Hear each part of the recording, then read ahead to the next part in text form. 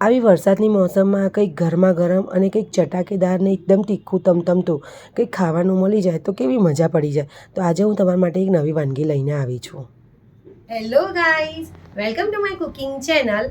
આપણે કાકીનું ખીચું ખાધું હશે, દેરાણી જેઠાણીનું ખીચું ખાધું હશે, દાદીમાનું ખીચું ખાધું હશે, અને જો મીઠા કઢીમાં ગયા હોઈશું તો આપણે પૂરીમાનું પણ ખીચું ખાધું હશે.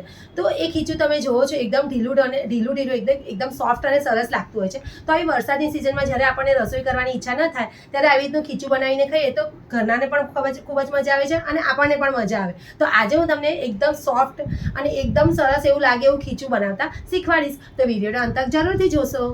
ખીચું બનાવવા માટે સૌપ્રથમ આપણે એક આવું જાડું તાસણું લઈશું. હવે તેની અંદર આપણે 1 ચમચી આપણે વઘાર લઈશું. તમે એકવાર વઘારેલું ખીચું બનાવજો, એકદમ સરસ અને સારું લાગશે. તેમાં વઘાર એટલું બધું લેવાનું નથી, માત્ર 1 ચમચી જ વઘાર લઈને વઘારવાનું છે ખીચુંને. હવે તેની અંદર આપણે અહીં 1.5 વાટકી ચોખાનો લોટ લઈએ છીએ, તો આપણે અહીં 5 વાટકી પાણી એડ કરીશું.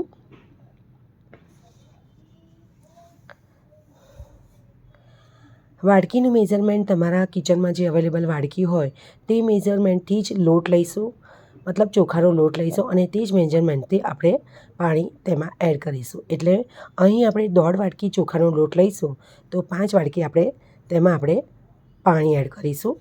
હવે પાણીને આપણે ઉકળવા દઈશું. તમે જુઓ છો કે આપણું પાણી ઉકળી ગયું છે.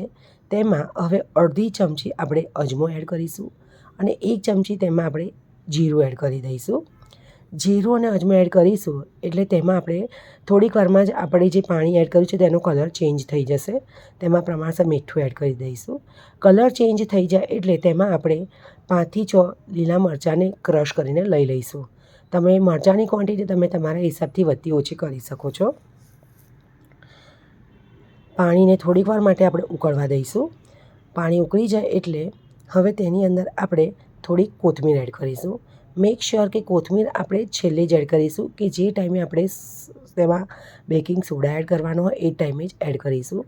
હવે તેમાં 1/2 ચમચી બેકિંગ સોડા એડ કરીશું અને આપણે ચોખાનો લોટ તેમાં એડ કરતા જઈશું એક હાથે, અને બીજા હાથેથી આપણે વેલણની મદદથી તેને એક જ ડાયરેક્શનમાં હલાવતા રહીશું. જો વચ્ચે તમે હલાવવાનું બંધ કરી દેશો તો તેમાં આપણે ગાંઠા પડી જશે.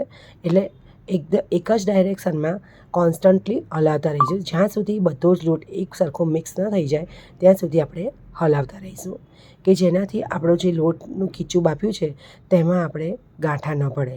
હવે આ રીતે પ્રોપર મિક્સ થઈ ગયા પછી આપણે આવી રીતના કોઈ એક તવડી મૂકીશું અને તેની ઉપર આપણે આ જેમાં ખીચું બાફ્યું છે તે તાસણ તેની પર મૂકી દઈશું અને થોડીક વાર માટે તેને ખીચુંને આપણે સીજવા દઈશું.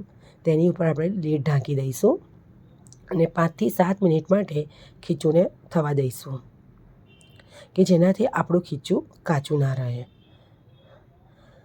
5 થી 7 મિનિટ થઈ ગઈ છે. તમે જોઈ શકો છો કે આપણું ખીચું એકદમ સરસ થઈ ગયું છે.